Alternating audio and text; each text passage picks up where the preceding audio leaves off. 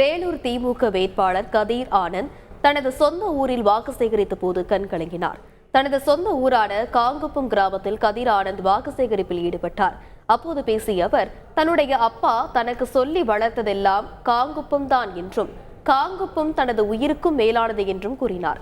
தன்னுடைய அடையாளம் காங்குப்பம் தான் என கூறி கதிர் ஆனந்த் உணர்ச்சி வசப்பட்டார். நான் வேற எங்க போய் நிக்க முடியும் சொல்லுங்க? எனக்கு உங்ககிட்ட வேற எங்க போக முடியும் சொல்லுங்க? நான் எனக்கு அழ தெரியாது, என்னால பேச முடியல, உணர்ச்சி வசப்படுறேன்.